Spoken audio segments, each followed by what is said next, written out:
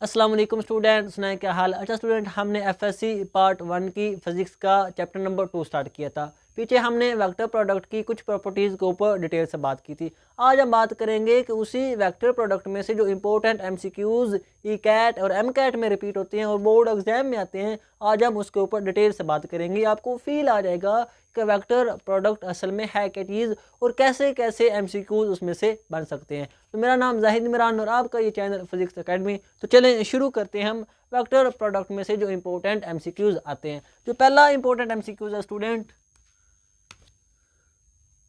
वो ये है, वो कहता है कि बताओ कौन से एंगल के ऊपर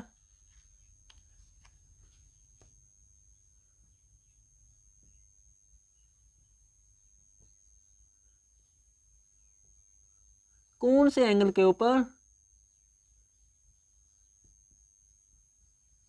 ए क्रॉस बी और ए डॉट बी आपस में बराबर होते हैं। क्या मतलब स्टूडेंट, वो कहता है कि बताओ कौन सा ऐसा एंगल है जिसके ऊपर क्रॉस प्रोडक्ट और जो हमारे पास डॉट प्रोडक्ट है वो आपस में इक्वल होते हैं। तो चले हम नीचे उसने ऑप्शन दिए हैं स्टूडेंट।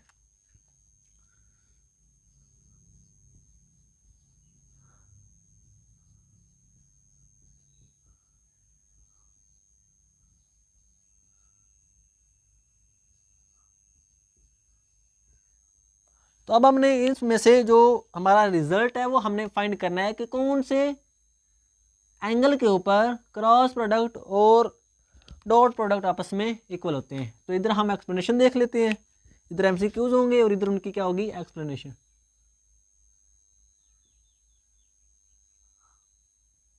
अब हमने कौन सा एमसीक्यूज देखना है, पहला कि एमसीक्यूज क्या है कि कौन से एंगल के ऊपर क्रॉस प्रोडक्ट और डॉट प्रोडक्ट आपस में इक्वल होते हैं। तो चले हमारे पास क्या गिवन है, हमें ए क्रॉस बी किसके इक्वल होगा, ए डॉट बी के। अब हम इनको ओपन कर लेते हैं। ए क्रॉस बी हमें पता, ए बी साइन एंगल होगा और ये किसके इक्वल होगा, ए बी कोज एंगल के। अब हम क्या बात करते हैं नेक्स्ट, ए बी आपस में कट जाएगा स्टूडेंट ऐसे है क्योंकि दोनों सेम है। तो क्या आ जाएगा, साइन एंगल किसके इक्वल आ जाएगा, कोज एंगल के। ये कोज एंगल इधर आ जाएगा, साइन एंगल कोज एंगल ये किसके इक्वल आ जाएगा, 1 के, क्योंकि ये इधर आया तो पीछे क्या बच गया, 1। और साइन और कोज एंगल किसके इक्वल होते हैं, इनकी रेशियो होती है वो tan एंगल, और tan एंगल किसके इक्वल है, 1 के। और स्टूडेंट याद रखना tan एंगल 45 एंगल के ऊपर 1 के इक्वल होता है। तो यहाँ से अगर हम एंगल की वैल्यू करें, फाइंड करें, तो वो किसके इक्वल आएगी, tan इनवर्स किसके, 1 के। और हमारे पास जो tan एंगल है ये 45 के ऊपर 1 के इक्वल आता है। तो यहाँ से क्या पता चला कि एंगल की क्या वैल्यू है, 45। तो हमें पता चल गया कि 45 ऐसा एंगल है जिसके ऊपर क्रॉस प्रोडक्ट की मैग्नीट्यूड और डॉट प्रोडक्ट की मैग्नीट्यूड आपस में बराबर होती है। तो हमारा जो रिक्वायर्ड आंसर है वो क्या है, 45। अब हम बात करते हैं दूसरे एमसीक्यूज की। ये स्टूडेंट समझने वाला एमसीक्यूज है। वो कहता है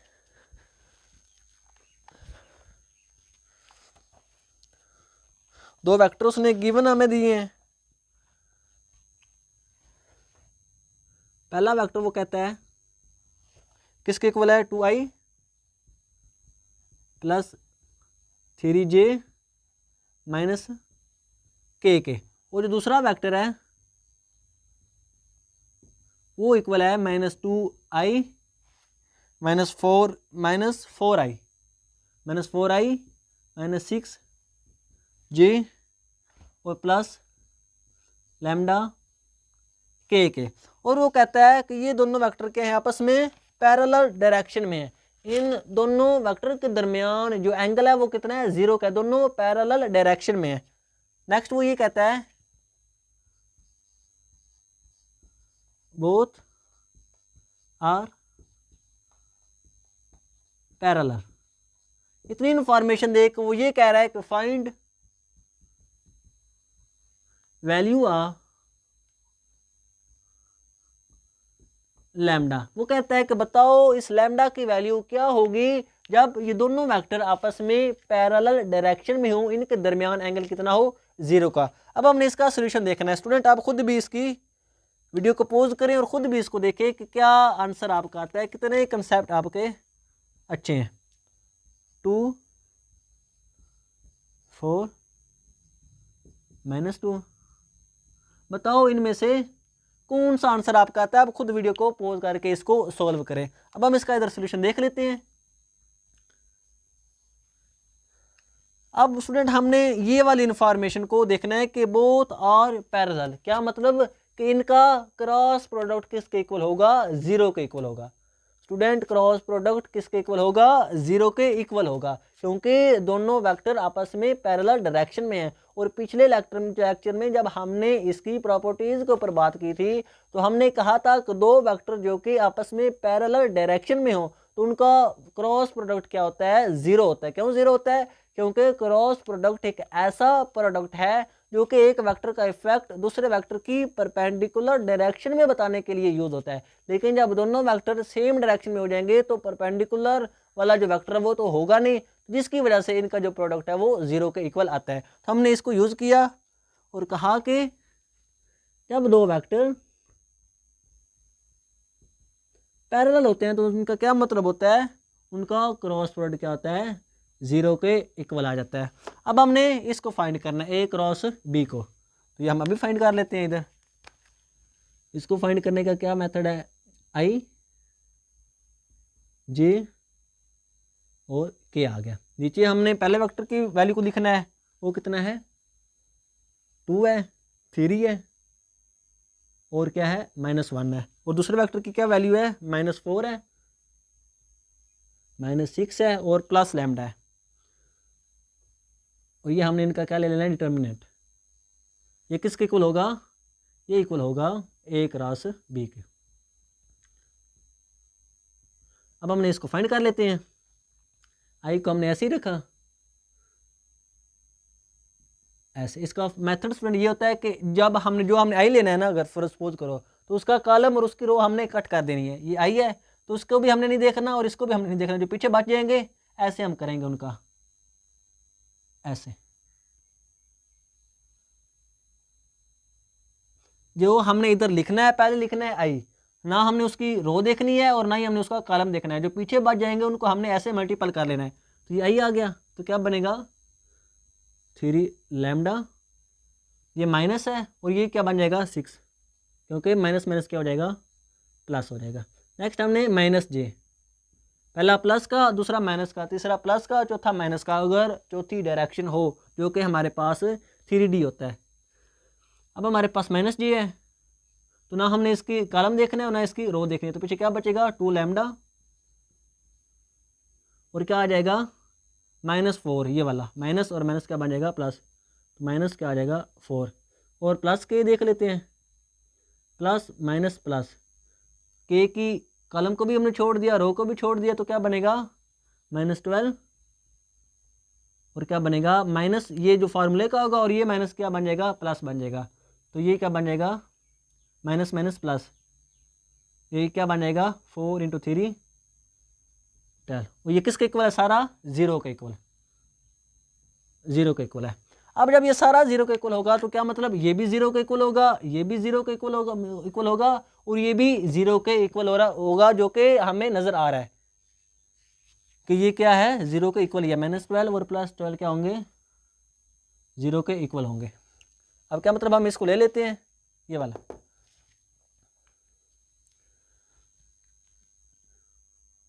इसको 0 के इक्वल रख देते हैं, या हम इसको रख ले, जिसको मर्जी आप रख ले 0 के। तो ये यहाँ से लैम्डा की क्या वैल्यू आ जाएगी, 2 और यहाँ से भी लैम्डा की क्या वैल्यू आ जाएगी, 2। तो अगर हम इसको 2 को इधर पुट करें तो ये क्या आ जाएगा, 3 × 2 6 हो जाएगा, ये भी 0 बन जाएगा और ये क्या बनेगा, ये भी 0 बन जाएगा। तो क्या मतलब कि अगर लैम्डा की जगह हम 2 को पुट करें तो ये दोनों वेक्टर आपस में क्या बन जाएंगे, पैरेलल डायरेक्शन में बन जाएंगे। इनके दरमियान जो एंग होगा, जो क्रॉस प्रोडक्ट, वो क्या बन जाएगा, 0 के इक्वल बन जाएगा। तो हमारा क्या रिक्वायर आंसर है, ये वाला 2 हो जाएगा। अब हम देखते हैं जो तीसरा और इम्पोर्टेंट हमारे पास न्यूमेरिकल एमसीक्यूज है, वो आपने ध्यान से करना है, वो भी आपने खुद सोल्व करना है। स्टूडेंट ये ऐसे एमसीक्यूज नहीं है कि बताओ दो जो वेक्टर है अगर उनके दरमियान एंगल 90 है तो क्या उनका रिजल्ट आएगा, या ये दो जिनमें से बताओ कौन सी जो क्वांटिटी है वो क्या होगी, वेक्टर होगी। ऐसे सिंपली एमसीक्यूज नहीं है, ये कंसेप्ट वाले एमसीक्यूज है। वो कहता है कि एक वेक्टर है हमारे पास, उसकी जो मैग्नीट्यूड उसने दिया है वो कहता है कि इसकी मैग्नीट्यूड क्या है 5 का अंडर रूट, और एक दूसरा वेक्टर है उसकी मैग्नीट्यूड उसने दिया है 3, और उसके बाद वो कहता है ए क्रॉस बी वो इक्वल होगा 2a डॉट बी के। और इतनी इंफॉर्मेशन उसने गिवन दिया, और वो कहता है कि फाइंड ए प्लस बी, ए और बी का जो प्लस है इसको आप फाइंड करें। वो कहता है एक वेक्टर है ए, मैग्नीट्यूड उसकी 5 अंडर रूट है, दूसरा वेक्टर है बी, उसकी मैग्नीट्यूड क्या है 3, और ए क्रॉस बी किसके इक्वल है 2a डॉट बी के। ए क्रॉस बी की जो मैग्नीट्यूड है वो ट्वाइस है किससे, स्केलर प्रोडक्ट से ए डॉट बी से। और इतनी इन्फॉर्मेशन दे के वो ये कह रहा है कि बताओ ए प्लस बी का आंसर क्या होगा, अगर हम दो वेक्टर को जमा करें तो उनका रिजल्टेंट क्या आएगा। तो ये हमने अब फाइंड करना है। तो चलिए हम इधर फाइंड कर लेते हैं। नजर आ रहा है ना स्टूडेंट, आ रहा। अब स्टूडेंट एक बात आपने याद रखनी है कि ए प्लस बी है क्या चीज़, जब हमें ये पता होगा तभी तो हम इसको फाइंड कर सकेंगे। तो स्टूडेंट याद रखना ए प्लस बी क्या होता है, रिजल्टेंट वेक्टर होता है। इसको हम रिजल्टेंट वेक्टर कहते हैं। अगर हमारा पास एक वेक्टर है ए ऐसे और दूसरा वेक्टर है बी, अगर हम इनको जमा करें तो इनका जो रिजल्टेंट आएगा ए प्लस बी वो एक नया वेक्टर होगा जो कि ऐसे होगा।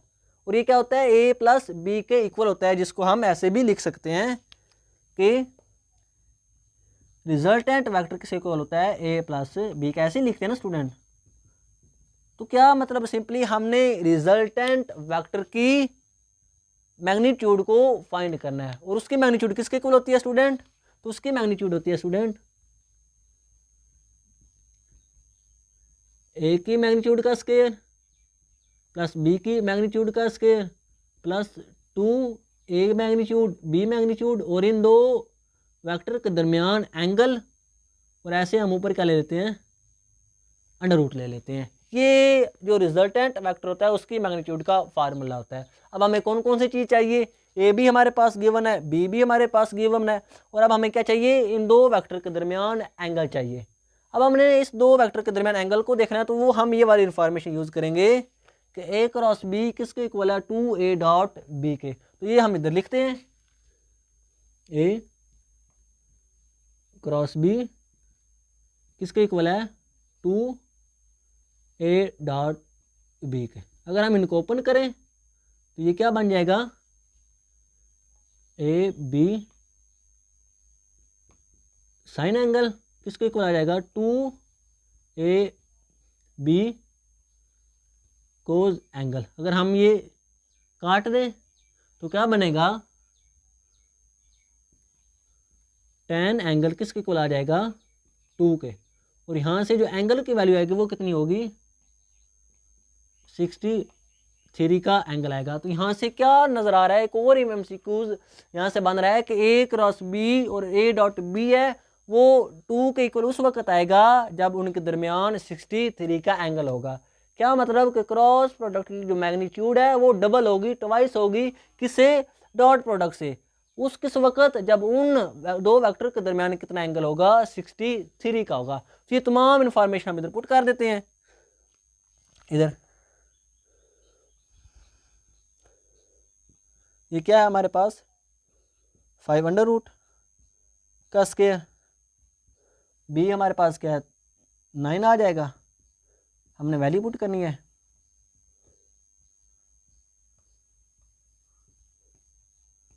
एंगल कितना आया 63 का, ऊपर क्या है हमारे पास अंडर रूट है। तो जब हमने इसकी वैल्यू को फाइंड किया तो रिजल्टेंट वेक्टर हमें मिला 20 अंडर रूट।